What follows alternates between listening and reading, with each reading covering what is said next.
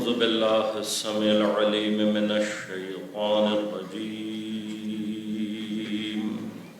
بسم الله الرحمن الرحيم.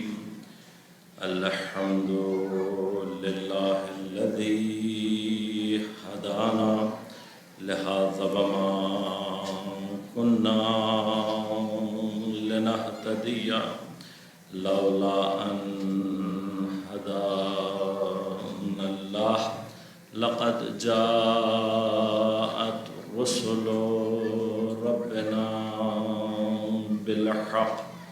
الصلاة والسلام على رسول المسدد المصطفى الأمجد المحمود الأحمد أبي القاسم محمد.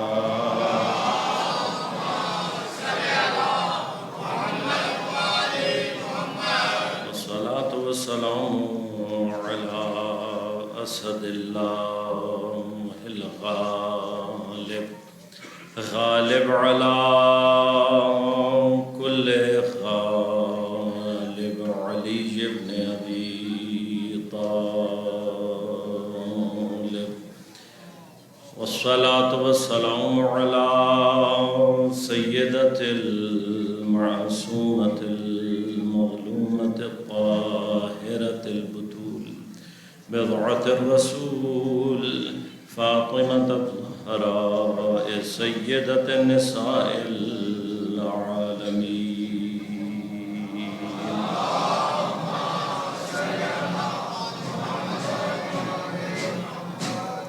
والصلاة والسلام على الحسن المجتبى والحسين المظلوم وأهل بيته الطيبين الطاهرين المعصومين المظلومين المنتجبين المنتخبين، لا سيما بقية الله في الأرضين روحي وأرواح العالمين لتراب مقدمه الفداء.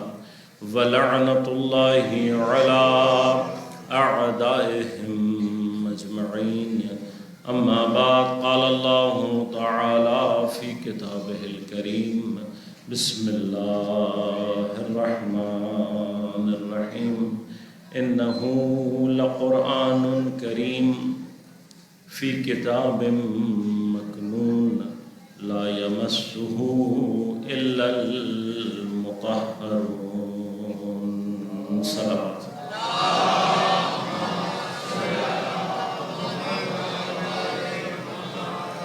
مومنین کرام، سامعین محترم، عزیزان گرامی قدر، علی علیہ السلام اور قرآن کے عنوان کے تحت حضرت امیر کائنات کی مظلومانہ شہادت کے سلسلے میں برپا کی گئی ان 5 روزہ مجالس کی آج ہم چوتھی گفتگو میں داخل ہو رہے ہیں۔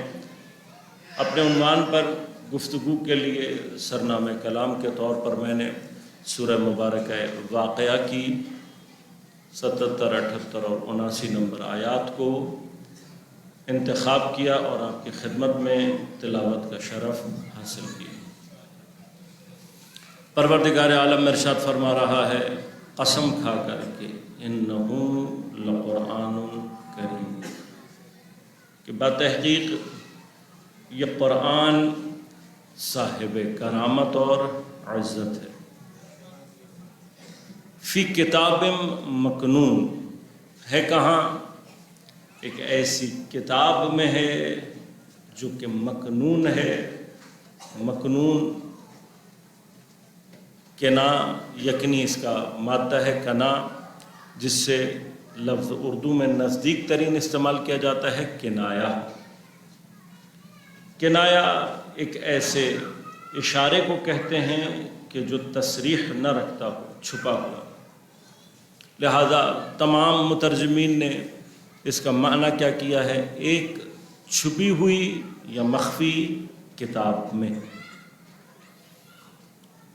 جہاں کہیں پر بھی ہے یہ چھپی ہوئی کتاب جو بھی ہے ظاہر نہیں ہے، اور کیفیت یہ ہے کہ لا یمسہ الا المطہرون، کہ اس کتاب کو صرف اور صرف مطہرین مس کر سکتے ہیں، چھو سکتے ہیں، اس تک پہنچ سکتے ہیں۔ کل آپ کی خدمت میں نے عرض کیا مس کے معنی کیا ہے، اور آیت جب مطہرین کی بات کر رہی ہے تو کچھ مراتب طہارت یقیناً پروردگار کے نزدیک متصور، لہذا ان آیات سے جو حکم ظاہری استنباط کیا گیا، جو حکم ظاہری فقہی استخراج کیا گیا، وہ یہ ہے کہ الفاظ قرآن کو بغیر وضو کے ہاتھ نہیں لگے، لہذا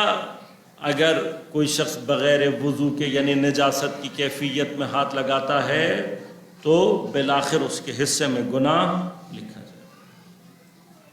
اگر کوئی شخص الفاظ قرآن کو بغیر طہارت کے ہاتھ لگائے تو کل میں نے آپ کی خدمت میں عرض کیا کہ ظاہر الفاظ قرآن کے لیے بھی کم از کم 2 یا 3 مراتب طہارت ضروری۔ ظاہری نجاست کے ہونے نہ ہونے کو اگر شامل کر لیا جائے تو 3، ظاہری طور پر کوئی نجاست نہیں ہونی چاہیے۔ پھر 2 طہارتیں جو متصور ہیں، ایک طہارت اسلامیہ، اسلام کے ذریعے سے مطہر ہونا، پاک ہونا۔ جب تک انسان کے اندر طہارت اسلامیہ پیدا نہیں ہوتی اس وقت تک کوئی اور دوسری طہارت معنی ہی پیدا نہیں کرتی، لہذا کافر جتنا مرضی غسل کر لے، وضو کر لے، کبھی بھی پاک نہیں۔ لہذا میں نے عرض کیا خود چونکہ موضوع اپنی جگہ طہارت کہ یہاں پر یہ بحث کی جائے کہ اسلام کی طہارت کا کیا اثر ہے، وضو کی طہارت کا کیا اثر ہے، لیکن یہ مراتب ہیں۔ صرف طہارت اسلامیہ سے ہمیں حق حاصل نہیں ہو جاتا کہ ہم قرآن کو ہاتھ لگائیں۔ ایک اور مرتبہ طہارت جو درکار ہے وہ کیا ہے؟ وہ طہارت وضوئیہ ہے، کہ جب وضو کے ذریعے سے وہ طہارت حاصل ہوتی ہے تو انسان یہ قابلیت پیدا کرتا ہے کہ قرآن کے ظاہری الفاظ کو مس کر سکے۔ یہ سب مس ظاہری ہے، لیکن جیسے ہی طہارت یہاں سے آگے مراتب تبدیل کرتی ہے اور بلند مراتب میں داخل ہوتی ہے، کیفیت مس خود بخود تبدیل ہونا شروع ہو جاتی ہے۔ یہ ہے ظاہری الفاظ تک ہمارا رابطہ، لیکن جیسے ہی طہارت ان مراتب سے بلند ہو کر طہارت اسلامیہ تبدیل ہوتی ہے طہارت ایمانیہ میں، خود بخود انسان کے اندر قرآن کی جو باطنی کیفیات ہیں ان سے مس شروع ہو جاتا۔ لہذا اب طہارت ایمانیہ سے آگے وہ طہارت ہے کہ جو تقویٰ کے ذریعے سے حاصل ہوتی ہے۔ تقویٰ حاصل ہو تو قرآن کے ساتھ انسان کا رابطہ اس مقام پر پہنچ جاتا ہے کہ وہ قرآن جو عام ہدایت میں ھدی للناس و بینات ہے، جب انسان مراتب تقویٰ میں داخل ہوتا ہے تو قرآن کی اس ہدایت کو حاصل کرنے کے مقام پر آ جاتا ہے کہ جہاں پر قرآن کہتا ہے ھدی للمتقین۔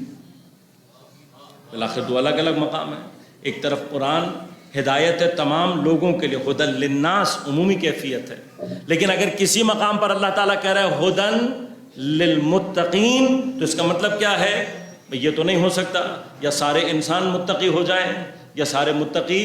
بالآخر اگر قرآن 2 مراتب کو بیان کر رہا ہے تو یقیناً جو ہدایت متقین کے لیے ہے وہ اور ہے، اور جو عام لوگوں کے لیے ہدایت ہے۔ اب یہیں سے یہ بات سمجھ میں آتی ہے کہ اس کا معنی یہ ہوا کہ قرآن کی اپنی ہدایت کے مراتب ہیں جو ظاہری ہدایت سے شروع ہو کر قرآن کی ہدایت کے اعلیٰ ترین مراتب میں داخل ہوتا ہے، کہ جس کے لیے بہت سارے مقامات ہیں۔ میں صرف ایک مقام کو عرض کروں گا کہ جہاں پر فرمایا گیا کہ قرآن کا ایک ظاہر اور 70 باطن، چونکہ یہ عام طور پر آپ نے سنا ہوا ہے، اب میں بہرحال تفصیل میں نہیں جاؤں گا کیونکہ مورد ہمارا بھی گفتگو کا یہ نہیں ہے، لیکن یہ جو 70 باطن ہیں خوب ان تک پہنچنے کا راستہ کیا ہے، کیسے میں قرآن کے ان باطن، ان ہدایات کے راستے تک پہنچوں کہ جن کو قرآن اپنے سینے میں لیے ہوئے۔ لہذا اب ہمیں اس بات کو پہلے سمجھنا ہوگا کہ قرآن کی حقیقت، آیا یہ الفاظ قرآن ہیں، اور کیا قرآن کو جب کتاب کہا گیا تو کیا یہ وہ کتاب ہے کہ جو ہمارے اور آپ کے گھر میں چھپی ہوئی رکھی ہے؟ کیا قرآن سے یہ مراد ہے؟ اسی طرح سے اگر ہمیں یہ دو مرحلے سمجھ میں آ جائیں تو جس کتاب کو اللہ تبارک و تعالیٰ ان آیات میں کتاب مکنون کہہ رہا ہے، اس کو سمجھنا بھی ہمارے لیے آسان ہو جائے۔ لہذا کسی بھی شے کے 4 طرح کے وجود علماء نے بیان کی۔ 2 وجود اس میں کہا جاتا ہے کہ وجود حقیقی ہوتے ہیں، اور 2 وجود وجود اعتباری۔ جو وجود حقیقی ہیں، فرمایا یا اس کا وجود عینی، خود جو شے ہوتی ہے اس کا وجود عینی۔ دوسرا اس کا حقیقی وجود وہ ہے جو انسان کے ذہن میں اپنا نقش پیدا کرتا ہے، یہ بھی وجود حقیقی ہی ہوتا ہے، لیکن یقیناً دونوں میں فرق ہے، اس کی بحث فلاسفہ نے کی ہوئی ہے، وہ ابھی ہمارا مورد نظر نہیں۔ جو 2 اعتباری وجود ہیں، ایک اس کا لفظی وجود ہے اور ایک اس کا کتبی وجود ہے۔ میں مثال سے بات کو آپ تک پہنچانے کی کوشش کروں گا کہ مثلا اگر آپ پانی کی بات کرتے ہیں تو پانی کی جو وجود حقیقی ہیں وہ 2 ہیں، ایک خود پانی، بوتل گلاس میں جو آپ پیتے استعمال کرتے ہیں، یہ پانی اس کی حقیقت وجودیہ، حقیقت خارجی یا حقیقت عینی۔ لیکن اسی پانی کا جو وجود آپ کے ذہن میں ہے وہ بھی اس کا وجود حقیقی ہی ہوتا ہے۔ میں نے عرض کیا کہ یہاں پر جو بحث ہے فلاسفہ کی، ابھی میں نہیں چھیڑ سکتا ورنہ موضوع کہیں کا کہیں اور چلا جائے گا، لیکن ایک مقام کا یہ اس لیے بھی حقیقی ہوتا ہے کہ اگر انسان کے ذہن میں وجود حقیقی نہ ہو تو پھر انسان کبھی بھی حقیقت وجودی اشیاء کو درک کرنے کے قابل نہیں بن سکتا۔ کیوں؟ اس لیے کہ جو ذہن میں ہے اگر وہ حقیقی نہیں ہے تو جو کچھ بھی وہ سمجھ رہا ہے وہ غیر حقیقی ہے۔ اب موجودہ فلسفہ میں بھی ایک پوری اشتباہات کی بحث ہے کہ جس کے اندر وہ کہا جاتا ہے کہ جتنی بھی ریالٹی ہے یہ ساری کی ساری ریلیٹیو ہے، حقیقت جو ریالٹی کی ہے اس کو کبھی بھی ہم درک نہیں کر سکتے، اور وہاں سے پھر ایک شبہات کا ایک پورا سلسلہ ہے کہ البتہ جس کا جواب علماء دے چکے ہیں۔ اس کے بعد اس کا لفظ پانی، جس کو آپ پانی کہہ رہے ہیں، یہ اس کا لفظی وجود ہے، یہ اعتباری ہے۔ کیوں اعتباری ہے؟ اس لیے کہ لفظ کے بدلنے کے ساتھ پانی کی حقیقت نہیں بدلتی۔ آپ پانی کہیں، واٹر کہیں، ماں کہیں، آب کہیں، جو مرضی لفظ استعمال کریں، پانی پانی ہی رہے۔ اسی لفظ کو اگر لکھ لیا جائے تو یہ اس کا وجود کتبی بن جائے۔ اب سوال یہاں سے شروع ہوتا ہے کہ آیا قرآن کی حقیقت وجودیہ الفاظ ہیں؟ یہ الفاظ جو کتاب میں موجود ہیں، لفظ خود وجود اعتباری ہوتا ہے، لفظ کا اپنا وجود صرف اعتبار کی حد تک ہے۔ کیوں؟ لفظ مخاطب اور متکلم کے درمیان میں صرف میڈیم کا کام انجام دے رہا ہوتا ہے، وسیلہ ہے۔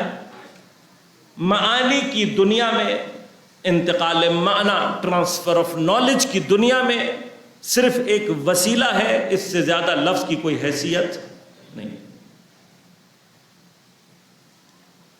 میں نے آپ کو اپنی بات سمجھانی ہے، آپ کو میری بات سمجھنی ہے، آپ نے اپنی بات مجھے سمجھانی ہے، میں نے آپ کی سمجھنی۔ چونکہ ہم اور آپ الفاظ کے محتاج ہیں اپنی بات سمجھانے کے لیے، لہٰذا ہم الفاظ کا سہارا لیتے ہیں۔ اگر کہیں ہمیں الفاظ کی ضرورت نہ پڑے تو ہم الفاظ استعمال نہیں کریں گے۔ مثلا بہت سارے مقامات پر اشارہ لفظ سے زیادہ صریح اور لفظ سے زیادہ سریع ہوتا ہے، یعنی واضح بھی ہوتا ہے اور تیز بھی ہوتا ہے۔ بعض مقامات ایسے ہیں کہ جہاں پر اشارے جو کام کر سکتے ہیں وہ کام الفاظ، لہذا ہم وہاں پر الفاظ استعمال نہیں کرتے۔ اب اس کی جو بہترین مثال ہے وہ ہمارے ٹریفک کے قوانین ہیں۔ کیوں ٹریفک کے قوانین میں الفاظ کو استعمال نہیں کیا جاتا، اشارات کو استعمال کیا جاتا ہے؟ آپ جانتے ہیں، اس لیے کہ ڈرائیونگ کرتے ہوئے انسان پڑھ نہیں سکتا، چیزوں کو تفصیلات نہیں سمجھ سکتا، لیکن اس مقام پر اشارے کے اندر جو قوت پائی جاتی ہے وہ الفاظ میں، آگے خطرناک موڑ آ رہا ہے، روڈ بند ہے، کام چل رہا ہے سے لے کر جتنی بھی چیزیں ہیں، یہ بعض مقامات پر اگر پورے جملے لکھے جائیں، جتنی دیر میں بیچارہ ڈرائیور جملہ پڑھ رہا ہوگا اتنی دیر میں ایکسیڈنٹ ہو چکا ہوگا۔ لہٰذا یہاں پر الفاظ وہ سرعت اختیار نہیں کر سکتے جو اشارہ کرتا ہے، لہذا اشارے کی سرعت کو سامنے رکھتے ہوئے پورا ٹریفک کا نظام الفاظ پر نہیں بلکہ اشاروں۔ اب آپ غور کیجئے گا، جتنا ڈرائیور اشاروں سے واقف ہوتا چلا جاتا ہے اتنا ہی جلدی معنی کو سمجھنے کی کیفیت اس کے اندر سری ہو جاتی ہے۔ لہذا بلنک آف آئی، ایک صرف آنکھ کا ہلکا سا اشارہ ڈرائیور کو مقصود ہے یہ سمجھنے کے لیے کہ آگے کیا ہونے والا ہے۔ بس اشارہ اس دنیا میں الفاظ سے زیادہ ابھی۔ اس سے آگے کا مرحلہ یہ ہے کہ اگر ہمارے پاس کوئی اور سلسلہ ایسا ہو کہ جہاں ہم الفاظ استعمال نہ کر سکیں تو انسان الفاظ استعمال نہیں کرتا۔ یہ ہمارے اور آپ کی روزمرہ کی کنورسیشن افہام و تفہیم کے مراحل ہیں کہ جس میں ہمیں الفاظ کی احتیاج ہے، لہذا ہم الفاظ استعمال کرتے ہیں۔ چونکہ لفظ صرف میڈیم ہے اور اس کا تعلق اصل علم سے نہیں ہے، لہذا یہ بات بھی اپنے ذہن میں رکھیے گا کہ نالج یا علم الفاظ اور سطور کے درمیان نہیں پایا جاتا۔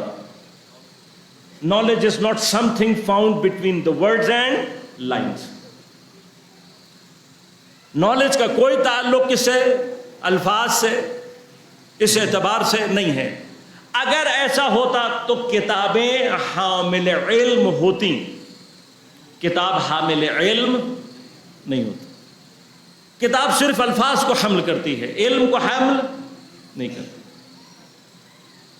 اگر کتاب اور الفاظ خود علم کو حمل کرنے والے ہوتے، کنٹین کرنے والے ہوتے، تو برابر کے الفاظ پڑھنے والے، برابر کی کتابیں پڑھنے والوں کا علم بھی برابر ہوتا۔ بھئی دیکھیے، جتنی بھی آپ غذا لیتے ہیں، ہر غذا کے اپنے اندر نیوٹریشن ہوتی ہے، اس کی اپنی۔ مثلا ایک کھجور کی جو نیوٹریشن ہے وہ اس کے اپنے اندر ہے، کھجور اس کو کنٹین کرتی ہے، لہذا آپ بچے کو کھجور کھلائیں گے اتنی ہی نیوٹریشن پہنچے گی، جوان کو کھلائیں گے اتنی ہی پہنچے گی، بوڑھے کو کھلائیں گے اتنی ہی، مرد کے لیے اتنی ہی، خاتون کے لیے اتنی ہی، جاگے کے لیے اتنی، سوئے کے لیے اتنی۔ ایسا تو نہیں ہے نا، سب کے لیے برابر ہے، حتیٰ حیوان کو بھی اتنی ہی نیوٹریشن ملے گی۔ کیوں؟ اس لیے کہ خود اس کے اپنے اندر نیوٹریشن موجود۔ لیکن الفاظ میں ایسا نہیں ہوتا، کتابیں پڑھے ہوئے لوگوں کا علم کبھی بھی برابر۔ اس کا معنی کیا ہے کہ علم کا تعلق الفاظ سے نہیں ہے۔ میں اگر اس منزل تک آپ کو پہنچایا، ایک بڑی مشکل ہماری حل ہو جائے گی۔ اگر قرآن کی صفات میں سے ایک صفات علم ہے، قرآن علم ہے یا نہیں ہے؟ بس قرآن علم ہے۔ اگر قرآن کی صفات میں سے ایک صفات علم ہے تو اب یہ تلاش کرنا پڑے گا نا، اگر علم، الفاظ اور کتاب علم کو کنٹین نہیں کر سکتے تو اس کا مطلب یہ ہوگا کہ خود قرآن کے اپنے الفاظ بھی علم کو کنٹین نہیں کرتے۔ جو چیز علم کو وہاں پہ رکھتی ہے وہ قرآن کی حقیقت نورانیہ ہے، الفاظ کنٹین نہیں کر سکتے۔ لہذا یہ الفاظ اگر ہے، مرحلہ ہے، الفاظ سے ہدایت لینے کا مرحلہ وہ ہے کہ جہاں پر قرآن ہدی للناس کہتا ہے، یہ ابتدائی ترین مرحلہ ہے۔ لہذا جو کوئی بھی تلاوت قرآن کے ابتدائی مرحلہ پر یعنی قرآن کے ظاہری معنی کو کنٹین کر کے اس کو سمجھ کر ہدایت لینے کے قابل بن جاتا ہے وہ ہوتا ہے کہ جو اپنے آپ کو تزکیے کے مرحلے میں داخل کر رہا ہوتا ہے. یہ ابتدائی ترین نالج ہے. اگر یہ مرحلہ کہ جو ظاہری الفاظ کے ترجمے یا اس کے مفاہیم سے انسان کو سمجھ میں آ جائے، یہ وہ پہلی قابلیت کا مرحلہ ہوتا ہے کہ جہاں انسان خدا کے حضور یہ ثابت کرتا ہے میں اس قابل ہوں کہ جو قرآن کا حقیقی علم ہے وہ میرے اندر آ سکے. یعنی کیا؟ الفاظ جس میڈیم کا کام انجام دے رہے ہوتے ہیں، اگر اس میڈیم کے مرحلے پر کوئی ہدایت کو قبول کرنے کی قابلیت کو اپنے ثابت کر دے تو اب یہ اس قابل ہوتا ہے کہ اس کا تزکیہ کیا جائے. جب اس کا تزکیہ ہو جائے گا تو پھر اس کے بعد وہ قابلیت پیدا کرتا ہے کہ اسے کتاب کی تعلیم دی جائے.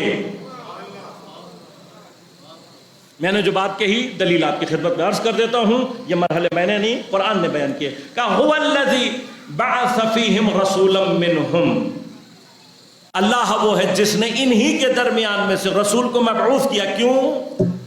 یتلو علیہم آیاتہ، پہلا کام کیا کرتا ہے پیغمبر؟ ان کے اوپر آیات کی تلاوت کرتا ہے. اب یہ سب کے اوپر ہے. پیغمبر کیا کریں گے؟ سب کے لیے قرآن کی آیات کو یتلو علیہم آیاتہ، آیات کی تلاوت کرے گا. یہ مرحلہ قرآن کے ظاہری الفاظ وجود لفظی اور کتبی سے تعلق رکھتا ہے جہاں پر تلاوت ہے آیات. پھر کہا وَيُزَكِّيهِمْ، پہلے آیات کو تلاوت کرتا ہے پھر تزکیہ کرتا ہے. اب ہم اور آپ سے سوال ہوگا پیغمبر نے کیا سب کے اوپر تلاوت کیا یا کچھ لوگوں پر؟ یقیناً سب پر تلاوت کیا. جتنے لوگ تھے سب کو آیات سنائی. کیا ان سب کا تزکیہ کیا؟ نہیں، ان سب کا تزکیہ نہیں کیا. کیوں؟ جو آیات سننے کے باوجود بھی قرآن کی ظاہری ہدایت کو سمجھنے کے قابل نہیں ہوتا، اس کا یہ عمل یہ بتا رہا ہوتا ہے میں اس قابل ہی نہیں ہوں کہ میرا تزکیہ کیا جائے.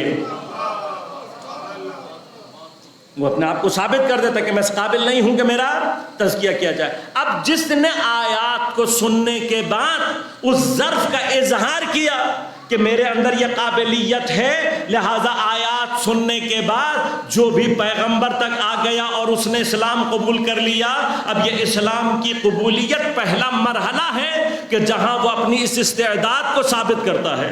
جب اس نے آیات کو قبول کر کے اپنے آپ کو ثابت کر دیا تو پیغمبر نے کیا کیا؟ یزکیہم، ان کا تزکیہ کیا. اب جو کوئی بھی تزکیہ کی منزل پر جتنی طہارت کا ظرف بڑا کرتا چلا جائے گا اتنا ہی وہ قابل ہوتا چلا جائے گا. وَيُعَلِّمُهُمُ الْكِتَابَ وَالْحِكْمَةَ، اب جتنے لوگوں نے اسلام قبول کیا، جن کا پیغمبر نے تزکیہ کیا یا کرنا چاہا، کیا سب برابر؟ کیا سب ایک جیسے عالم؟ کیا سب کو قرآن پہ دسترس ایک جیسی؟ نہیں. اس کا مطلب کیا ہوا کہ تزکیہ ہونے کے بعد جو کوئی جتنا پاک ہوتا چلا گیا اتنا ہی قرآن سے ہدایت لینے کے قابل ہوتا چلا گیا.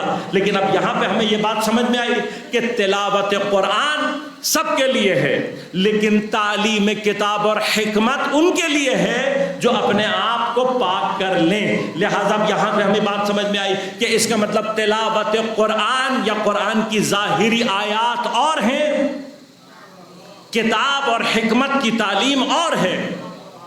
اب یہ کون سی کتاب ہے؟ اگر آیات کو وہاں پر تلاوت کر دیا گیا تو پھر یہ کون سی کتاب ہے؟ اب یہ سمجھنا ضروری ہے.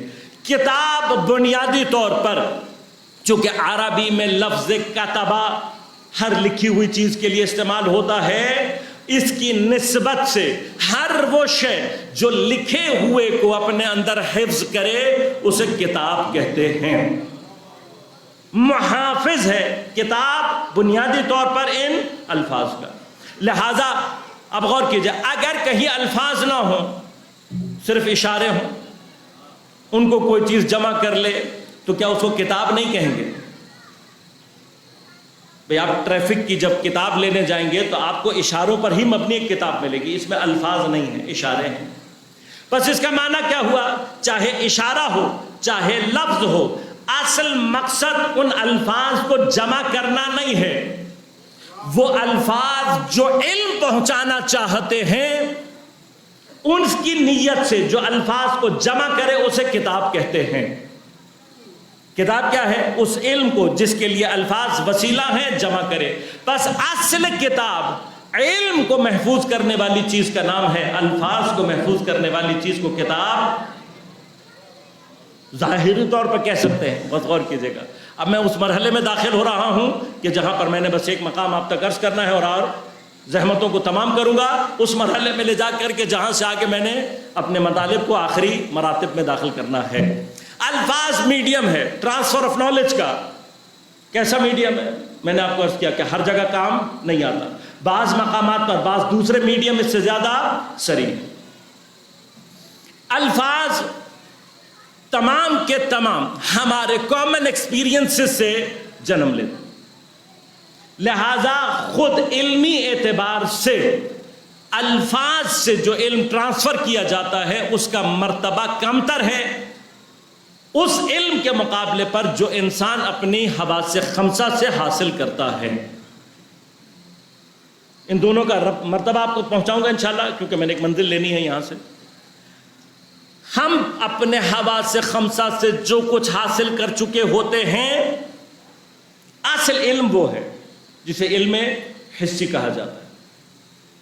ہماری آنکھیں جو دیکھتی ہیں، کان جو سنتے ہیں، زبان جو چکھتی ہے، ناک جو سونگتی ہے، اور جو ہم ٹچ اپنی سینس سے حاصل کرتے ہیں، یہ سارے کا سارا اصل علم یہ ہے۔ اب اس علم کا ایک حصہ ایسا ہے جو کہ الفاظ کے ذریعے سے ٹرانسفر ہو سکتا ہے، سارا کبھی بھی ٹرانسفر نہیں ہو سکتا۔ لہذا غور کیجیے گا، ہم نے کیا کیا؟ کامن ایکسپیرینسز کی بنا پر بعض الفاظ کو وضع کیا، لیکن وہ الفاظ اس کے حقیقی علم کو ٹرانسفر نہیں کرتے۔ لہذا اس اعتبار سے الفاظ medium of transfer of knowledge ضرور ہیں، لیکن ایک ناقص وسیلہ ہے، محدود وسیلہ ہے اور اعتباری۔ اعتباری کی گفتگو میں نے آپ کی خدمت میں پیش کر دی، اعتباری ہے، لہذا لفظ بدلنے سے معنی تبدیل نہیں ہوتا، محدود ہے۔ کیوں محدود ہے؟ اپنے معنی سے زیادہ لفظ کچھ اور آپ کو منتقل نہیں کر سکتا، وہی منتقل کرے گا جو اس کا معنی ہے۔ ناقص ہے، کیوں؟ اس لیے کہ ایک حد سے زیادہ بہت سارے الفاظ، بہت سے معنی ایسے ہیں کہ جن کو بیان کرنے کی سکت لفظ کے اندر موجود ہی نہیں۔ شاید آپ کی گفتگو سنگین ہو رہی ہے، لیکن انشاءاللہ کوشش کروں گا کہ مطالب آپ تک پہنچا سکوں۔ لہذا لفظ حتی حس کی دنیا میں بھی تمام نالج کو ٹرانسفر نہیں کر سکتا، لہذا آپ رنگ کبھی بھی الفاظ میں بیان، ہم لفظ بیان نہیں کر سکتے، رنگ کو بیان نہیں کر سکتے لفظ میں۔ کالا کیا ہوتا ہے؟ کالا دکھایا تو جا سکتا ہے، بیان خوب ذائقہ بیان کر سکتے ہیں، 4 ذائقے کامن ہیں وہ ہم بیان کر سکتے ہیں، کھٹا، میٹھا، کڑوا اور نمکین۔ اس کے بعد اگر سارے میٹھے ایک ہی جیسے ہوتے ہیں تو پھر فرق کیا ہے؟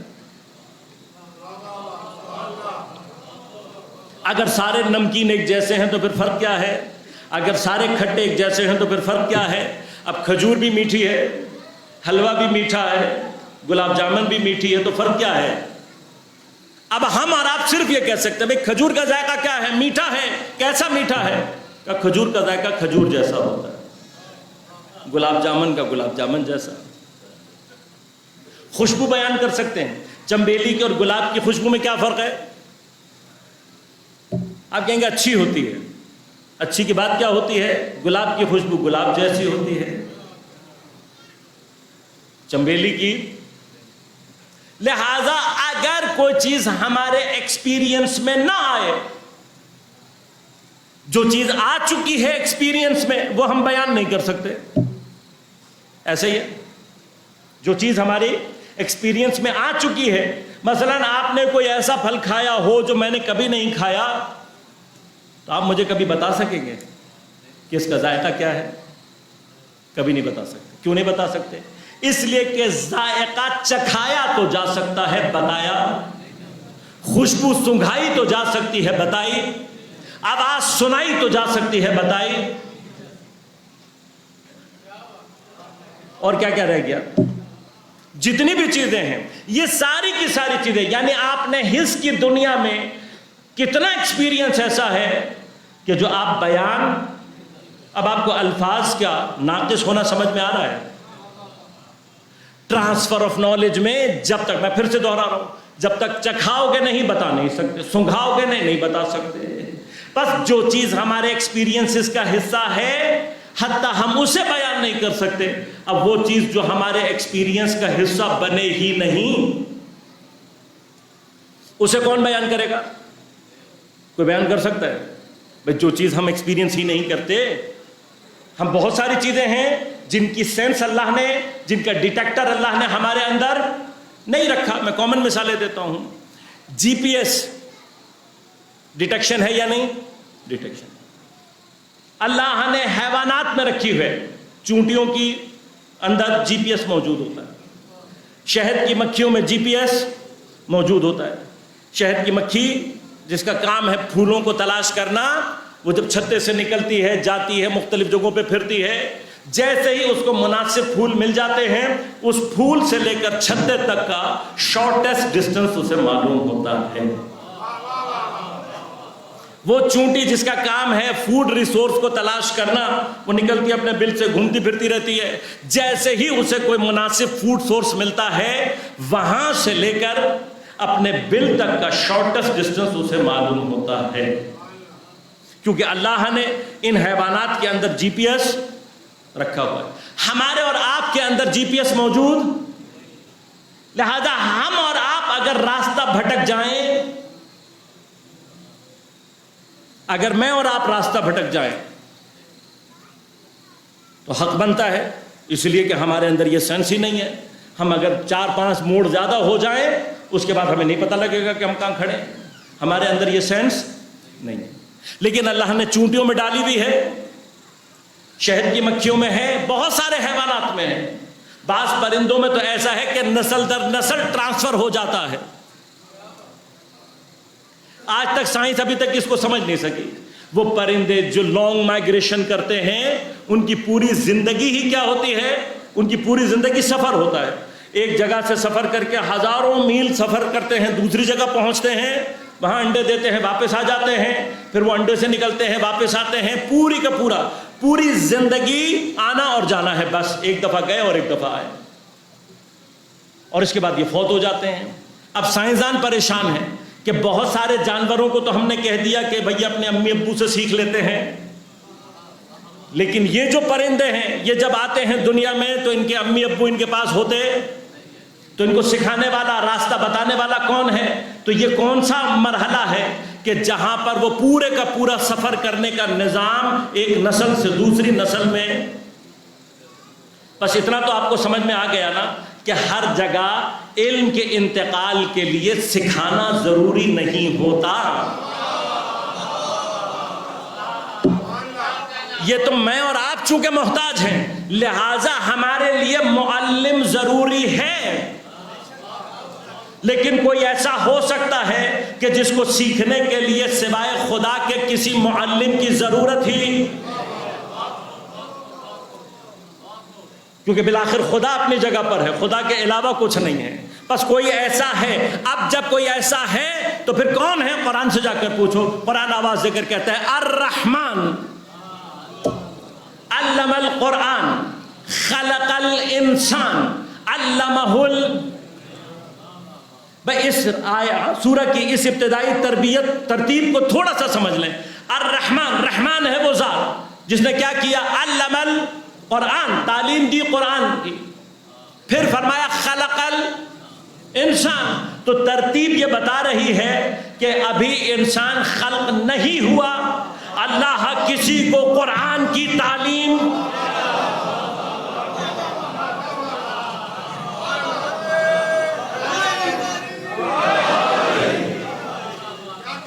بھائی خود سورہ الرحمن کے اندر جتنی میں نے گفتگو کی ہے خلاصہ ہے، میں نے تو صرف تشریح کی ہے۔ علم القرآن، ابھی انسان خلق نہیں ہوا، اللہ کسی کو قرآن کی تعلیم دے رہا ہے۔ ابھی جب انسان خلق نہیں ہوا تو کیا الفاظ خلق ہوئے ہوں گے؟ آواز خلق ہوئی ہوگی؟ کچھ بھی خلق نہیں ہوا۔ پروردگار جب انسان ہی خلق نہیں ہوا، الفاظ ہی خلق نہیں ہوئے، زبان ہی خلق نہیں ہوئی، تو تعلیم قرآن کس کو دے رہا ہے؟ بس اس کا مطلب یہ جو پہلی تعلیم قرآن ہے، یہ تعلیم قرآن الفاظ کے ذریعے سے نہیں ہے۔ اب واحد مرحلہ جو رہ جاتا ہے، یہ کہنا پڑے گا کوئی نور ایسا تھا جس کو خدا اپنی نورانی کیفیت میں قرآن کے نور کو انتقال دے رہا تھا۔ جب نور خدا سے قرآن کا نور اول مخلوق نور کو منتقل ہو تو پھر آواز آتی ہے الرحمن علم القرآن، ورنہ بھی انسان ہے نہیں۔ ماننا پڑے گا کہ یہ مرحلہ نورانیت کا مرحلہ۔ علم القرآن، خلق الانسان، اس کے بعد کسی مرحلے میں انسان کو خلق کیا۔ اب جب انسان کو خلق کیا تو کیا اللہ نے انسان کو قرآن کی تعلیم دی؟ قرآن کی تعلیم دی؟ نہیں، قرآن کی تعلیم اللہ کسی کو دے چکا۔ فرمایا علمہ البیان، جب انسان خلق ہو گیا تو انسان کو ہم نے قرآن کی تعلیم نہیں دی ہے، صرف اس کے بیان کی تعلیم دی ہے۔ بس اس کا مطلب یہ ہوا کہ قرآن کسی اور کے پاس ہے، ہم اور آپ کا رابطہ صرف اس کے بیان کی حد تک ہے۔ لہذا غور کیجئے گا، الفاظ کیا ہیں؟ صرف واسطہ، میڈیم ہے۔ اب اس میڈیم کے اندر جو مسائل غور کیجئے گا، پس اس کے اپنے اندر، لفظ کے اندر یہ صلاحیت نہیں ہے کہ تمام معنی کو انتقال دے سکے، یہ ایک مرحلہ ہے۔ لہذا بہت کچھ، اگر اب ایک ٹیکنالوجی ایسی آ جاتی ہے جو بغیر لفظ کے اپنی انفارمیشن آگے پہنچا دے تو پھر ہمیں کیا الفاظ کی ضرورت ہے؟ نہیں۔ اب بس غور کیجئے گا، جیسے جیسے ٹیکنالوجی بڑھتی چلی جائے گی ہمیں بہت ساری چیزیں سمجھ میں آتی جائیں گی۔ اب ہمارے اور آپ کے پاس جی پی ایس نہیں تھا، لیکن ہم نے جانوروں میں مشاہدہ کیا اور ہم نے دیکھا جی پی ایس کے ذریعے سے وہ لوکیشن فائنڈ کر لیتے ہیں۔ میرے اور آپ کے اندر نہیں ہے، لیکن کسی کو اگر اللہ نے یہ صلاحیت دی ہو، یہ سینس دی ہو، تو وہ کبھی بھی اپنا راستہ، اب ہم نے کہا بھئی مکھی اپنا راستہ گھر کا نہیں بھولے گی، کیوں؟ اس لیے کہ اللہ نے اس کو یہ صلاحیت دی ہے، اس کے اندر یہ ڈیٹیکشن ہے۔ کیا ساری مکھیاں کا نہیں؟ سب کو نہیں، کچھ مکھیوں کو دی ہے۔ ساری چونٹیوں کو کا نہیں، کچھ چونٹیوں کو دی ہے۔ کبھی بھی اگر آپ جا کر اسٹڈی کریں گے تو آپ کو پتہ لگے گا جو کامن ڈویژن ہے ان کے درمیان میں وہ یہ ہے کہ جتنی چونٹیوں کا کام رہبری کرنا ہے اور باقیوں کی ہدایت کرنا ہے، ان سب کو اللہ نے یہ نظام دیا ہے۔ ہر چونٹی کے اندر نظام نہیں ہے۔ لہذا اب یہ سائنسدانوں نے تحقیق کی، آپ نے اور ہم نے بھی تجربہ کیا ہوگا، دیکھا ہوگا کہ چونٹیاں ساری کی ساری ایک لائن میں جا رہی ہوتی ہیں۔ یہ جتنی ایک لائن میں جانے والی ہیں یہ ساری مزدور چونٹی ہوتی ہے۔ ان میں سے کسی ایک کو اگر آپ نے اٹھا کر کہیں پھینک دیا، یہ ساری زندگی اپنے بل تک نہیں پہنچ سکتی، کبھی بھی نہیں پہنچ سکتی۔ تو اب یہ جو ایک لائن میں جا رہی تھی، سائنسدانوں کو تشویش ہوئی کہ بھئی ایک ہی لائن میں کیوں جا رہی ہیں۔ عام طور پر بھی بچے بھی مذاق میں یہ کام کرتے ہیں، آپ نے بھی کبھی کیا نہیں کیا ہو تو آپ کر کے دیکھ لیجیے گا۔ وہ لائن جس میں چونٹیاں آ رہی ہوتی ہیں، کبھی ہاتھ سے رگڑ کر اس لائن کو مٹا دیجیے۔ جیسے ہی آپ لائن کو مٹائیں گے، تھوڑی دیر کے لیے دونوں طرف کی چونٹیاں رکیں گی اور اس کے بعد دوبارہ سلسلہ شروع ہو جائے گا۔ اب یہ کیا ہوتا ہے؟ بعض اوقات تو اتنا سری ہوتا ہے کہ مجھے اور آپ کو پتہ بھی نہیں لگتا کہ کیا ہوا، لیکن سائنسدانوں نے جب اس پر تجربہ کیا تو پہلی بار سمجھ میں آئی کہ کچھ چونٹیاں ایسی ہیں کہ جن کے اندر جی پی ایس ہے، ان کے اندر کئی صلاحیتیں ہیں۔ ان میں سے ایک صلاحیت کیا ہے کہ جب بھی وہ کسی فوڈ سورس کو دریافت کرتی ہیں تو ان کے اندر ہی یہ صلاحیت ہوتی ہے کہ وہ یہ بھی دیکھ لیتی ہیں کہ یہ جو فوڈ سورس ہے یہ سڑا ہوا تو نہیں ہے، فاسد تو نہیں ہے۔ کیوں؟ اس لیے کہ اگر فاسد مادہ بل میں پہنچ گیا تو ساری کی ساری کالونی تباہ ہو جائے۔ لہذا وہ ہمیشہ جس فوڈ سورس کی طرف ہدایت کرتی ہیں وہ سالم ہوتا ہے۔ بس اس کا مطلب چونٹی کے اندر صلاحیت ہوتی ہے کہ وہ اچھے اور برے کی تمیز کرنے کی صلاحیت،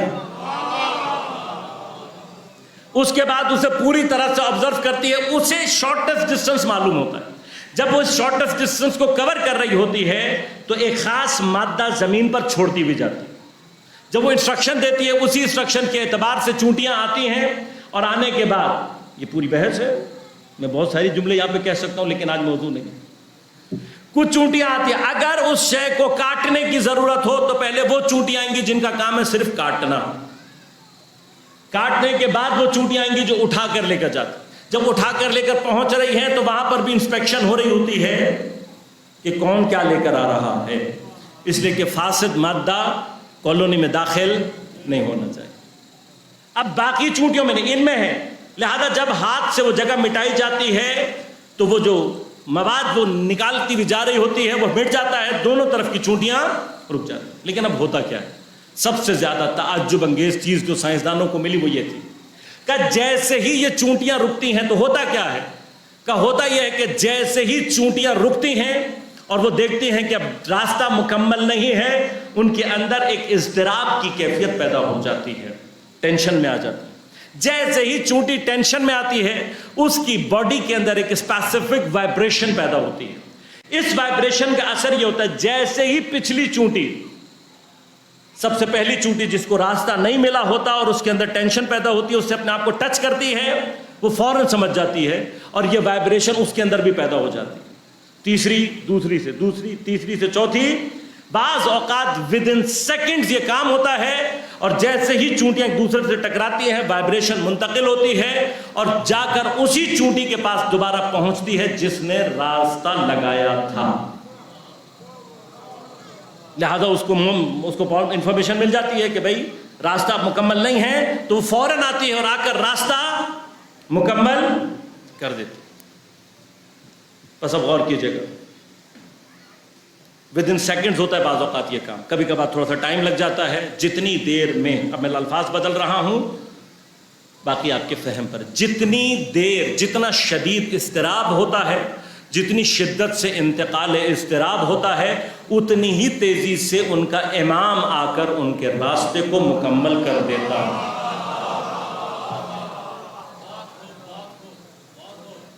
اللہ نے چونٹی جیسی مخلوق کے ایک چھوٹے سے مرحلے میں اگر ہادی موجود نہ ہو اور راستہ نہ مل رہا ہو تو خدا ان کے اضطراب کو بھی برداشت نہیں کرتا, فوراً ان کے امام کو بھیجتا. لیکن کب؟ اس وقت بھیجتا ہے کہ جب چونٹیوں کے یہ اندر یہ حرکت, اضطراب, یہ ٹینشن اجتماعی طور پر اپنے آپ کو ظہور دے. یعنی کہ ایک چونٹی اگر تڑپتی رہے تو کبھی بھی پیغام نہیں پہنچ پائے گا. پیغام پہنچنے کے لیے ضروری کیا ہے؟ ایک اجتماعی حرکت ہے, ایک اجتماعی اضطراب ہے, ایک کلیکٹیو ایفرٹ ہے. جیسے ہی یہ کلیکٹیو ایفرٹ ظہور کرتی ہے فوراً امام تک پیغام پہنچتا ہے. اب جو اللہ چونٹیوں کے اضطراب کو بے جواب نہیں چھوڑتا, وہ مومنین اگر اپنے زمانے کے امام کے لیے اسی طرح سے مضطرب ہو جائیں تو کیا ممکن ہے کہ خدا پھر بھی اپنے ہادی کو پردہ غیبت میں رہنے دے؟ لہذا یہ میرے اور آپ کے لیے مقام تدبر اور تفکر ہے, ہمیں اور آپ کو سوچنے کی ضرورت ہے. بعض اوقات صرف چونٹیوں جتنے اضطراب کی ضرورت ہے کہ جس کو کلیکٹیو فارم میں ایجاد کرنا ہے. وہ چیز جو ہمارے اور آپ کے اور امام کے درمیان میں اس وقت حائل ہے وہ ہمارا اور آپ کا کلیکٹیو بیہیویئر ہے. ہم شاید انفرادی طور پر تو ضرورت امام کے لیے احساس بھی کرتے ہیں, تڑپتے بھی ہیں, انفرادی طور پر تو ہم نے امام سے رابطہ رکھا ہوا ہے, لیکن اجتماعی طور پر جو بیہیویئر چاہیے کہ جب یہ اجتماعی بیہیویئر سامنے آتا ہے تو امت کریٹ ہوتی ہے. لہذا سورہ مبارکہ انفال میں پروردگار ارشاد فرماتا ہے وَلْتَكُمْ مِنْكُمْ أُمَّةٌ يَدْعُونَ إِلَى الْخَيْرِ وَيَأْمُرُونَ بِالْمَعْرُوفِ وَيَنْهَوْنَ عَنِ الْمُنْكَرِ. تمہیں چاہیے کہ تم امت بنو. اس کا معنی کیا ہے؟ ابھی ہم امت ہیں نہیں. خدا کیا کہہ رہا ہے؟ تمہیں چاہیے کہ تم امت بنو. یہ امت بنا کیسے جاتا ہے؟ امت اس وقت تک نہیں بنا جاتا جب تک کہ کلیکٹیو ایفرٹ, کلیکٹیو بیہیویئر نہ پیدا ہو. تب تک نہیں ہوتا. میں مثال دے دیتا ہوں. اگر اسی چیز کو سمجھانے کے لیے اللہ نے نماز جماعت کا اہتمام کیا، دن میں 5 مرتبہ ہم سے نماز پڑھوائی، اور جماعت کی اتنی فضیلت اس لیے بیان کی گئی تاکہ ہم اس کلیکٹیو بیہیویئر کو سمجھ سکیں. لہٰذا اکثر ہمارے بچے جو سوال کرتے ہیں ان سے بھی کیا جاتا ہے، اہل سنت کے بھی کئی لوگوں نے سوال کیا، کہا کہ بھئی اگر تم یہ کہتے ہو کہ حضرت امیر کو اللہ نے امام بنایا تو بنے ہوئے امام، پھر کیا ان کا کوئی حق غصب کر سکتا ہے؟ بھئی آپ نبی سے نبوت چھین سکتے ہیں؟ انہوں نے کہا جب اللہ نے منصوص بنا دیا تو بھئی امام ہیں، ان سے کوئی چھین تو نہیں سکتا. جب ان سے کوئی امامت نہیں چھین سکتا تو پھر سقیفہ میں کیا غصب ہوا؟ اعتراض تو ہے نا، اعتراض ہے یا نہیں ہے؟ وہ کہتے ہیں آپ یہ کہتے ہو ہم نے مان لیا کہ علی علیہ السلام منصوص من اللہ امام ہے، اللہ نے امام بنا دیا. تو جب امام بنا دیا تو تم کیوں کہتے ہو کہ حق امامت امام علی کو غصب کیا مثلا سقیفہ میں؟ تو جب اللہ نے بنا دیا تو امام ہے، کوئی مانے یا نہ مانے امام ہے، تو پھر رونا کس بات کا؟ کون سا حق ہے جو غصب ہوا؟ تو میں مثال دے دیتا ہوں، آپ کو بات سمجھ میں آ جائے گی. اسی کو ذرا چھوٹے اسکیل پہ لے آئیں. مجھے اس مسجد کا امام بنا دیا جائے. اگر مجھے امام بنا دیا جائے تو امام بن گیا یا نہیں؟ بن گیا. یہ میرا ٹائٹل منصوص من اللہ ہے. اب میرے علاوہ اگر کوئی بھی امامت کا دعویٰ کرے گا وہ جھوٹا ہوگا. ایسے ہی میرے علاوہ کوئی بھی امامت کا دعویٰ کرے گا یہ جھوٹا ہوگا. لیکن یہ جو مجھے امام بنا دیا گیا، کیا اس ٹائٹل کی وجہ سے میں امام جماعت ہو گیا؟ نہیں، امام جماعت نہیں ہوا. امام جماعت کا امام میں کب ہوں گا؟ جب میں نماز کے لیے کھڑا ہوں اور کچھ افراد آ کر میرے پیچھے جماعت کی نیت سے نماز پڑھنا شروع کریں. اگر میرے پاس ٹائٹل تو ہے لیکن لوگ میرے پیچھے آ کر نماز نہ پڑھیں تو کیا میں پھر ایکٹیو فارم میں امام کہلایا؟ پوٹینٹیو تو ہوں، پوٹینشل ہے، استعداد ہے، ٹائٹل مل چکا ہے، لیکن یہ ٹائٹل ابھی ایکٹیو فارم میں نہیں آیا. کیوں؟ جب تک میرے پیچھے لوگ ایک جماعت بنا کر نماز نہیں پڑھیں گے تب تک میرا امام ہونا ایکٹیو فارم میں نہیں آئے گا. لیکن اب کیا ہو، ایک آدمی جس کو کسی نے امام نہیں بنایا، مسجد والوں نے نہیں کہا، انتظامیہ نے اس کو نہیں کہا، وہ آ کر کھڑا ہو اور اس کے پیچھے لوگ آ کر کھڑے ہو جائیں، اب کیا ہوگا؟ بھئی امام میں ہوں، آپ کی یہ حرکت میرے پیچھے ہونی چاہیے، اسی کے ٹائٹل میرے پاس ہے. یہی جو مرحلہ ہے کہ جہاں امت نے آ کر اپنا رول پلے کرنا تھا، اگر کوئی امت کو اپنی طرف پھیر کر لے آئے، یہ وہ حق امامت امیر ہے جو کہ غصب ہوا ہے. لیکن اب میرے اور آپ کے لیے ضروری ہے، دیکھیے امام بن گیا، لیکن اگر میں اور آپ آ کر اس امام کے پیچھے کھڑے ہو کر جماعت کی نیت نہیں کریں گے تب تک میرا اور آپ کا امام سے رابطہ امامت ایجاد نہیں ہوگا. یہ رابطہ امامت اگر ایجاد کرنا ہے تو ایک کلیکٹیو ذمہ داری ہے جو میرے اور آپ کے کندھوں پر ہے. جب تک میں اور آپ وہ ذمہ داری ادا نہیں کریں گے تب تک ہمارا امام سے رابطہ امامت ایجاد نہیں ہوگا. بس یاد رکھے گا، ائمہ کو اس بات کا دکھ نہیں ہے کہ کسی اور نے اپنی جماعت کھڑی کر لی. ائمہ کو جس بات کا دکھ ہے وہ یہ ہے کہ ہمارے پیچھے جو لوگ آ کر کھڑے ہو رہے ہیں، یہ ہمارے پیچھے کھڑے تو ہو رہے ہیں لیکن سب کی نیت فرادہ کی نیت ہے. اب جب تک فرادہ کی نیت رہے گی، ہاں یہ پوری کی پوری جماعت کھڑی ہو جائے، سب کھڑے ہو جائیں، میرے جھکنے کے بعد جھکیں، میرے سجدے میں جانے کے بعد سجدے میں جائیں، بظاہر مجھے فالو کر رہے ہوں، لیکن اگر ان سب نے فرادہ کی نیت کی ہوئی ہو تو کیا ہوگا؟ کیا ہوگا؟ ہم ظاہر میں تو جماعت دکھائی دے رہے ہوں گے لیکن کسی کو بھی جماعت کا ثواب، جماعت کی فضیلت کسی کو بھی حاصل. مسئلہ نیت کا ہے نا، صرف نیت کا نہیں ہے، عمل کا بھی ہے. صرف ہماری نیت نہیں، ہمارا ظاہری ایکشن نہیں، جب تک ایک کلیکٹو فارم نہ آ جائے، پس جماعت کو بنانے کے لیے ضروری ہے کہ یہ سارے لوگ مل کر ایک جماعت کی نیت کریں۔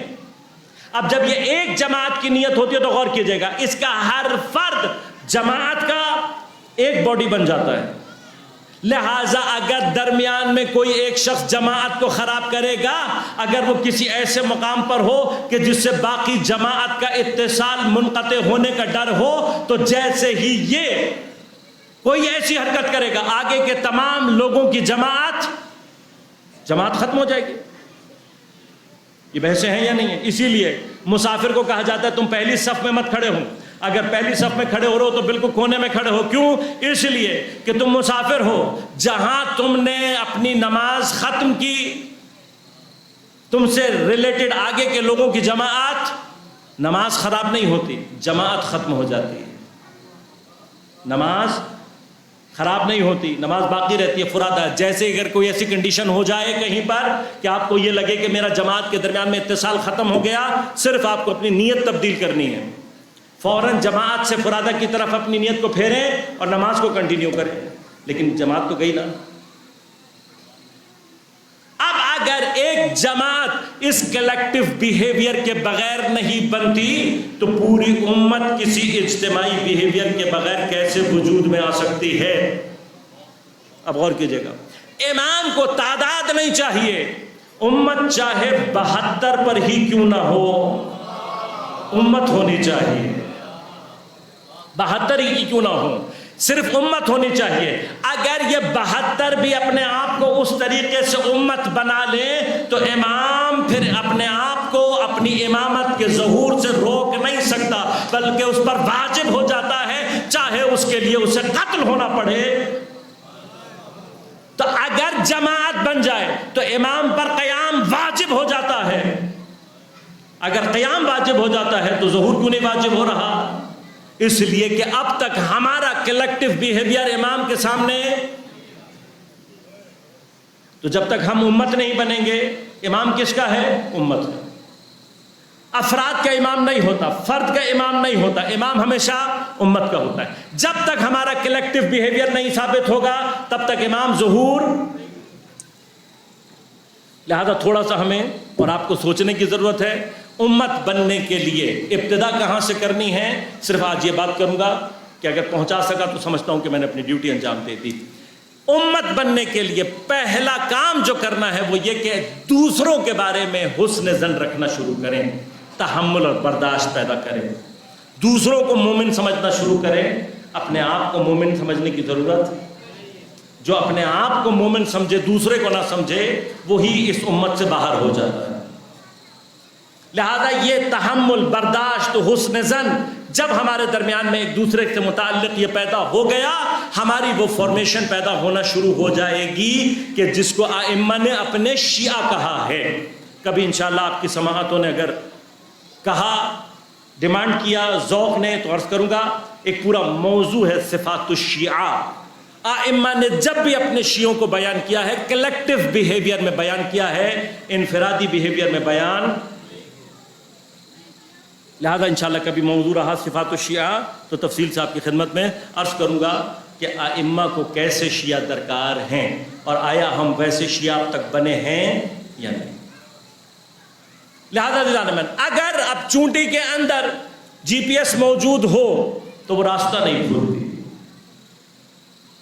ایک صفت اگر موجود ہے تو راستہ نہیں بھولے گی، ایک صفت ہے۔ باقی چونٹیوں کے اندر چونکہ صفت نہیں ہے لہذا وہ محتاج ہیں۔ بس اللہ نے ہمیں یہ بتا دیا کہ جب اللہ ایک جیسی کوئی مخلوق خلق کرتا ہے تو ان کی ذمہ داریوں کے اعتبار سے ان کے اندر صفات مختلف رکھتا ہے۔ جہاں یہ کیفیت نظر آ جائے وہاں پر اضافی صفت والا خود بخود امام ہوتا ہے، جس کے پاس وہ اضافی صفت نہ ہو اسے امام نہیں کہتے۔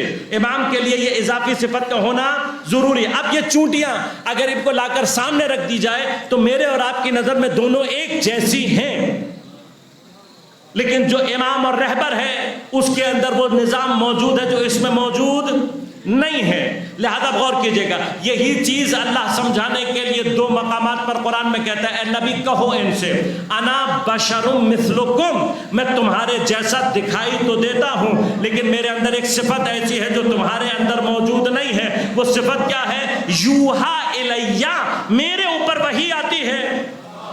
اب پیغمبر نے یہ بتا دیا کہ دیکھو جس کے اوپر وحی آتی ہے وہ اور ہوتا ہے، اور جس پر نہیں آتی وحی وہ اور ہوتا ہے۔ جس پر اللہ جس جانور پر ایک لطف کر دے وہ اپنا راستہ نہیں بھولتا، تو جس کو اللہ نے وحی کے ذریعے سے اپنے آپ سے مرتبط رکھا ہو، وہ اگر اپنے ہی گھر کا راستہ بھولنے لگے تو پوری کائنات کی ہدایت کیسے کرے گا؟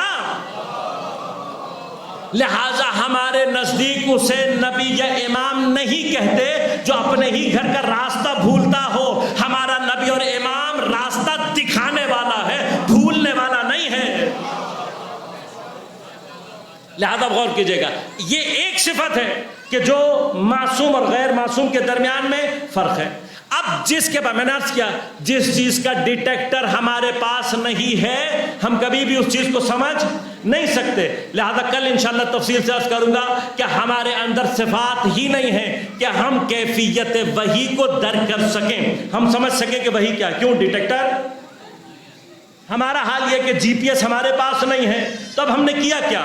ہم جی پی ایس کی کیفیات کو کبھی بھی سمجھ نہیں سکتے، لیکن اب ہم نے کیا کیا؟ چونکہ جی پی ایس کا معاملہ ایک مادی معاملہ تھا، لہٰذا انسان نے صلاحیت پیدا کی اور اس سے ملتا جلتا ایک ڈیوائس بنا لیا۔ آج آپ جتنی بھی رہنمائی چاہتے ہیں، آپ کہتے ہیں بھائی ایڈریس نہیں بتاؤ، لوکیشن بھیج دو۔ آپ کو ایڈریس پر اتنا یقین نہیں ہوتا جتنا لوکیشن پر ہوتا ہے۔ آپ کہتے ہیں بھائی لوکیشن مجھے ایگزیکٹ پہنچا دے گی۔ اب آپ اور میں آہستہ آہستہ اس ٹول کے اوپر ڈیپینڈنٹ ہوتے جا رہے ہیں۔ ہاں، جیسے ہی لوکیشن آتی ہے ہم چل پڑتے ہیں، یہ بھی نہیں سوچتے کہ لوکیشن صحیح آئی ہے یا نہیں، ڈیپینڈنٹ ہو گئے نا۔ اب غور کیجئے گا، جہاں یہ ڈیپینڈنسی 100% ہو جائے، جہاں یہ ڈیپینڈنسی 100% ہو جائے، انسان کے پاس کوئی چارہ نہیں ہے، تو پھر کیا ہوتا ہے؟ وہاں پر ریکوائرمنٹ یہ ہوتی ہے کہ یہ جو ڈیوائس درمیان میں ہے اس کے اندر ایرر نہیں آنا چاہیے۔ کیوں؟ اگر ایرر آ گیا تو کیا ہوگا؟ آپ اور ہم آج کے لیے تجربہ کر رہے ہیں، پاکستان زندہ باد، بہت ساری چیزیں تو ہمیں تجربہ ہو ہی رہی ہیں۔ آپ نے کریم بلا لی، ہاں ٹیکسی بلا لی، اب وہ ڈرائیور کہہ رہا ہے میں لوکیشن پہ کھڑا ہوں، آپ کہہ رہے ہیں میں بھی لوکیشن پہ کھڑا ہوں، وہ کہہ رہا ہے آپ مجھے دکھائی نہیں دے رہے، آپ نے کہا تم مجھے دکھائی نہیں دے رہے، میں تو لوکیشن پر ہوں، وہ کہ میں بھی لوکیشن پر ہوں۔ آدھے گھنٹے کی لڑائی جھگڑے کے بعد آپ کو پتہ لگے گا کہ سسٹم میں خرابی آ رہی ہے۔ اب مجھے نہیں پتا، ہو سکتا ہے کہ یہی آدھا گھنٹہ آپ کی زندگی کا کروشل آدھا گھنٹہ ہو، ایک امپورٹنٹ جاب انٹرویو پر پہنچنا ہو، ہاں کسی جوان نے اپنی ہی شادی میں مثلا کوئی بھی کروشل لمحہ ہو، جتنا کروشل لمحہ ہوگا اتنا امپورٹنٹ آپ کو سمجھ میں آئے گا کہ سسٹم کو ایرر لیس کیوں ہونا چاہیے۔ جتنی امپورٹنس آپ کے لیے اس ایونٹ کی ہوگی اتنا ہی آپ کو سمجھ میں آئے گا کہ یہ ایرر لیس کیوں ہونا چاہیے۔ لہذا بھی یاد کیا گیا، چونکہ ہم ڈیپینڈنٹ ہیں اس کے اوپر، اگر اس کے اندر ایرر آ جائے تو پتہ ہی نہیں لگے گا کب بھٹکے کہاں پہنچے، معلوم ہی نہیں ہو پائے گا۔ اب عام دنیاوی معاملات میں اگر ہم کسی جگہ پر پہنچنے کے لیے کسی ٹول کے محتاج ہو جائیں تو عقل کیا کہتی ہے؟ اس کو ایرر لیس ہونا چاہیے۔ اسی ایرر لیس کو جب شریعت کی اصطلاح میں ترجمہ کیا جاتا ہے تو معصوم کہلاتا ہے۔ ہم اپنے اور خدا کے درمیان میں معصوم کو وسیلہ اس لیے قرار دیتے ہیں کہ اگر جی پی ایس بھٹک گیا کوئی اور تو پتہ ہی نہیں چلے گا۔ سمجھ رہے تھے کہ خدا کے پاس جا رہے ہیں، کب کہاں شیطان کے پاس پہنچ گئے۔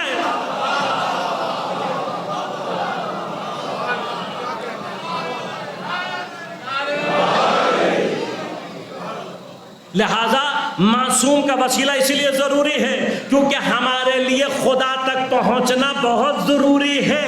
اب جس کے لیے دنیا اہم ہے وہ اپنے لیے موبائل اچھا تلاش کرتا ہے، ہمارے لیے خدا مہم ہے، ہم اپنے لیے امام معصوم تلاش کرتے ہیں۔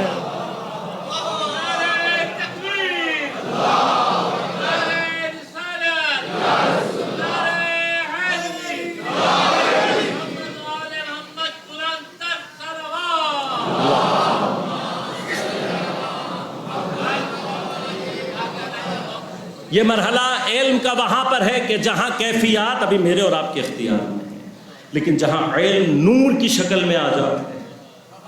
تو عرض کروں گا، کل عرض کروں گا آپ کی خدمت میں انشاءاللہ کہ وحی کیا، انشاءاللہ اشارے، کیونکہ خود وحی کی بحث اپنی جگہ تفصیل ہے کہ وحی کیا ہے، اور خصوصاً قرآن کی نزول کی جو کیفیت ہے کہ جہاں قرآن فرماتا ہے نزل بہ روح الامین علی قلبک، اے میرے حبیب ہم نے اس قرآن کو نازل کیا روح الامین کے ساتھ تیرے قلب پر. تو کل آپ کی خدمت میں عرض کروں گا، اور کل ہی چونکہ اب دامن وقت میں گنجائش نہیں ہے صرف ایک اشارہ کر دوں کہ اب اس کو سمجھیے گا یہیں پر کہ اگر قرآن کی حقیقت نورانیہ اور وحی الفاظ نہیں ہیں، قرآن کی حقیقت نورانیہ الفاظ نہیں، تو جو وحی پہلی پیغمبر پر نازل ہوئی ہے وہ قلب پر نازل ہوئی ہے.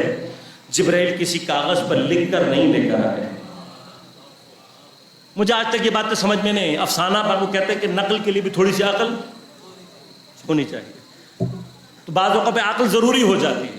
آپ نے کہا کہ حضرت جبرائیل آئے اور پیغمبر سے کہا اقرا،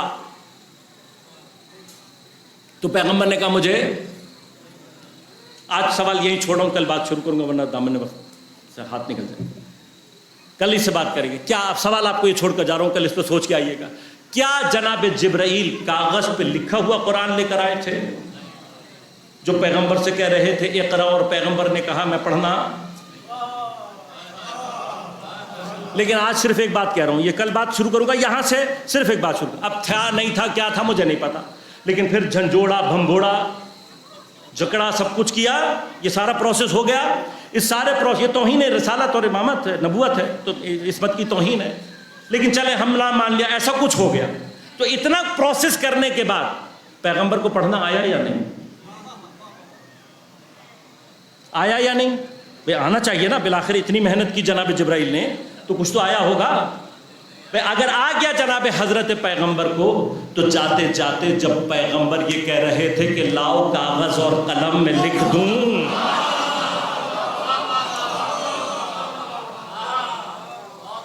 لہذا پیغمبر نے اپنی پوری حیات میں کوشش کی ہے کہ حضرت امیر کی نسبت اس چیز کو اپنی امت تک پہنچائیں. اور یہی وہ مقامات تھے کہ جو باعث بنے کہ پیغمبر کی بھی شہادت واقع ہوئی، اور پھر اس کے بعد وہ سلسلہ شروع ہوا کہ جو حضرت امیر کے اوپر مصائب کا دور ہے. پیغمبر کی شہادت سے لے کر 19ویں رمضان کی صبح تک جو تلوار سر پر لگی ہے، حضرت امیر کی مصائب کی کیفیات. لیکن تلوار کا سر پہ لگنا تھا، سر دوبارہ ہوا، کائنات کا امیر فزت ورب الکعبہ کہہ رہا ہے. آج دامن وقت میں گنجائش نہیں ہے، میں مصائب کو مختصر کروں گا. ورودی شب قدر ہے، حضرت کے مصائب سے صرف ایک مرحلہ لوں گا. قرآن سر پر رکھتے ہوئے یہ سوچئے گا، آج ناطق قرآن تلوار اور زہر کے اثر سے تڑپتے ہوئے پورے 2 دن گزار چکا ہے، پورے 2 دن گزار چکا ہے. ان 2 دنوں میں جب کوفہ کے یتیموں کی خبرگیری نہیں ہوئی تو تاریخ نے لکھا ہے، بس یاد رکھیے گا، تاریخ نے لکھا ہے کوفہ کے یتیم جب نہیں آیا نا، وہ جو باپ سے زیادہ پیار کرنے والا تھا، گودوں میں کھلانے والا تھا، جب 2 دن نہیں آیا تو کوفہ کے یتیم باہر نکلے. پوچھتے پوچھتے پہنچے تو تب پتا چلا کہ جو شب کی تاریکی میں آ کر یتیم پروری کیا کرتا تھا وہ کوئی اور نہیں ہے، وہ کائنات کا امیر ہے. تو اب بچوں کو اور تشویش ہوئی، پتہ چلا کہ کیوں نہیں آئے مولا، تو پتہ لگا 2 دن سے حضرت تلوار اور زہر کے اثر سے تڑپ رہے ہیں. بس بچے ابھی دروازے پر پہنچے ہیں، وہاں پر طبیب امام حسن مجتبیٰ کو یہ کہتے ہوئے جا رہا تھا کہ مولا اب کچھ ہو نہیں سکتا، لیکن زیادہ سے زیادہ حضرت کو دودھ پلائیں، شاید کچھ افاقہ ہو جائے.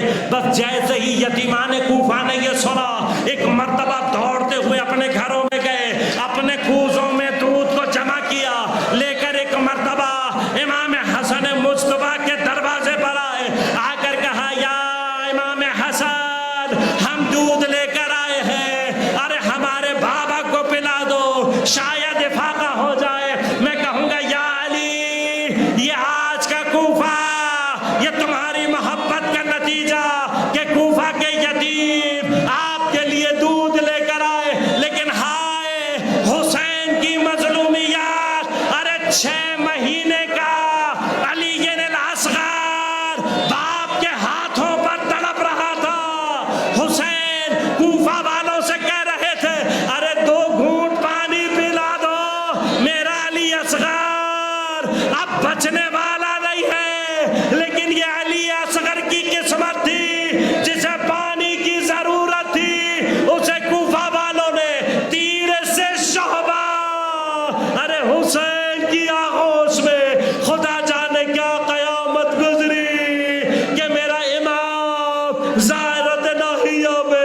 سلام کر کے کہتا ہے میرا سلام ہو اس دودھ پیتے بچے پر جو باپ کی آغوش میں ایک کان سے دوسرے کان تک ذبح کر دی.